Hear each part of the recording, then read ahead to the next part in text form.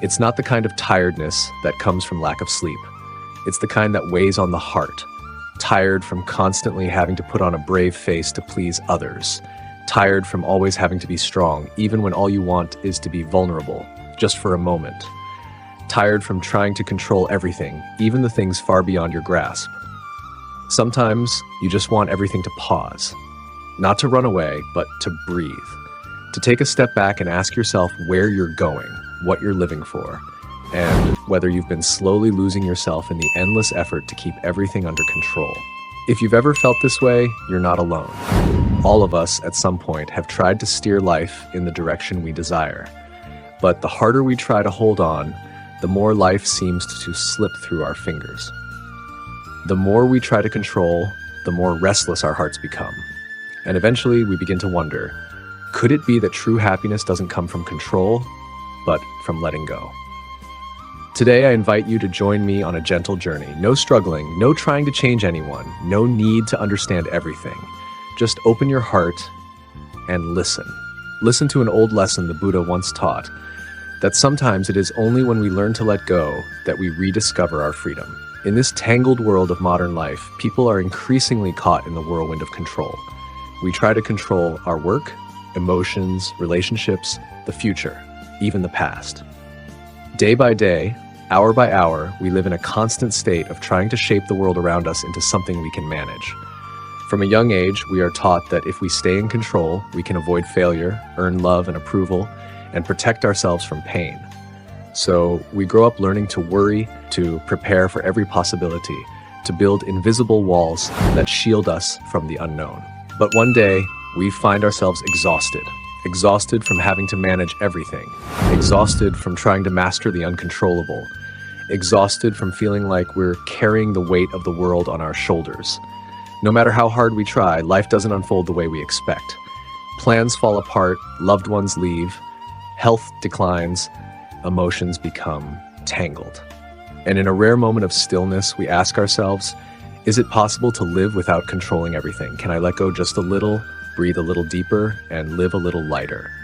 In those moments, the teachings of the Buddha echo like light cutting through a dense fog. He didn't tell us to control everything. On the contrary, he taught that all conditioned things are impermanent. Everything that arises eventually fades. Nothing lasts forever. Even our happiest moments are fleeting. The attempt to cling to them only brings suffering. And yet we still cling. Why? Because we're afraid. Afraid of change, afraid of loss, afraid of uncertainty. Our minds operate like defense mechanisms, believing that if we can just keep everything under control, we won't get hurt. But that very effort to control becomes the root of anxiety, anger, and dissatisfaction. We want people to understand us, to love us in just the right way. We want obedient children, stable jobs, perfect health, and loved ones who never leave.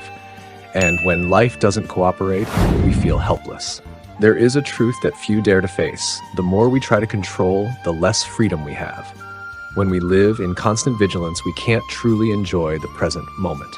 When our minds are busy with planning and fear of what might go wrong, we miss the simple, precious moments of life. A tender glance, a quiet afternoon breeze, a loved one's laughter, all passing by unnoticed because we're too focused on tomorrow. So what is letting go? Does it mean giving up and living passively? No, letting go is not the same as giving up. Letting go means we stop trying to control what cannot be controlled. It means accepting that life has its ups and downs, that emotions come and go like clouds in the sky, that we can only do our best and leave the rest to conditions beyond our control. Letting go is loving without clinging, living with responsibility but without forcing. It is meeting reality with clarity rather than reacting from fear. There is a story from the Buddhist scriptures. A man is struck by a poisoned arrow. When taken to a healer, instead of allowing the arrow to be removed and the wound treated, he insists on knowing, who shot me? What direction did the arrow come from? What kind of wood is the shaft made of? What poison was used? While lost in useless questions, the poison spreads, and he dies. This is a metaphor for us, wounded by life, yet consumed with analyzing, controlling, understanding, instead of healing and accepting. When we learn to let go, something magical begins to happen. Our hearts feel lighter, our eyes soften, our compassion deepens. We stop blaming others when they don't meet our expectations. We no longer demand perfection from ourselves.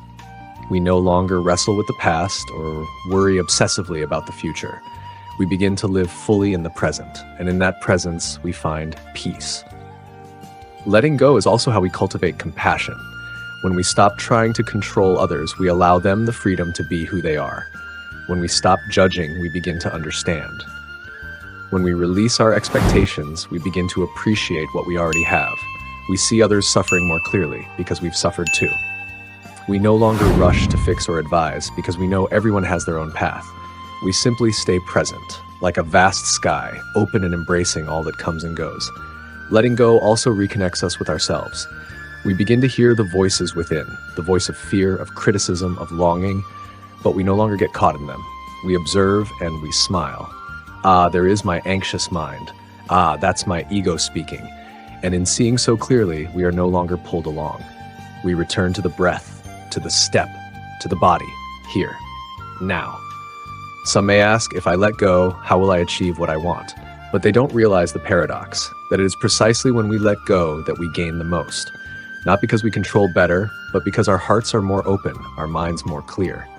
When we're no longer bound by expectations, we become more creative, more adaptable. When fear no longer controls us, we dare to live more authentically. When we stop trying to change others, we create a safe space where transformation happens naturally. Letting go doesn't happen overnight. It is a path of practice. Sometimes we'll manage to let go, other times we'll cling again. But each moment of mindfulness, each return to the breath, brings us closer to freedom. The Buddha never said this path would be easy, but he taught that with every step of letting go, with every mindful moment, with every act of compassion, we move closer to awakening.